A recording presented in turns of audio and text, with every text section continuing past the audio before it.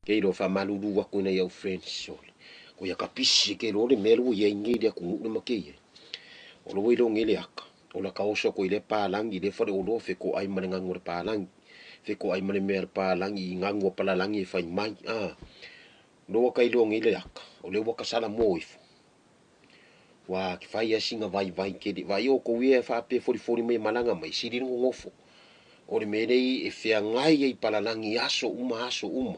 Aya, o le mele wo fukupuingi. Ia mese.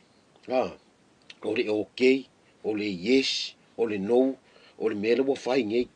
Wa alu ya mana I love you ko o le video palalangi o le mele. E toi whatalo whatu sa mo se whapoponga ni o toto la fou. I mele o tutupu I tutonu o langa. Jana mo mua. Wa te sala mo I le tuli atua utanu le a onga ai peitai. Ai le aisi a whaina.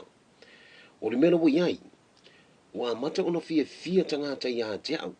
Ona mafua mai wa a mata ona manoni naisi lo tino. O le mele wo iai. Woto o tili ia tangata I pipi I mai a te au. Ona e whai o le la mole le lei. Toi manoni. E o ila lo le mele o le ua. E manoni. Le ala la le whauntuan te untou. To angala ta ile whaungale pūm. Ia awaso a pūm. Ia awaso a pūm. Misi hare sempu na. O le mene mo iai lo tino.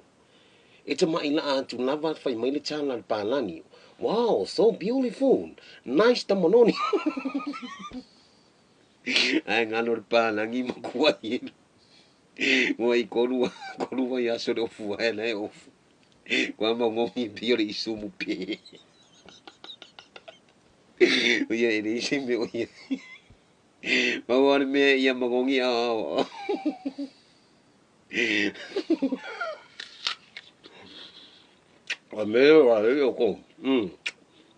Look, that is the apple. It's so nice. So the apples, so tahu.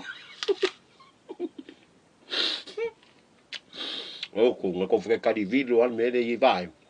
Vilo ma oko. Gupe ma, vakore vilo oko, ko sia solo ma ko e ma ko gupe ai fa valia ya. Au mai sa gupe. O que de valia la. Yo ai na nafa. Ngengo. Wala mo la ukingo wa o mai ngilo me fa nga yelo.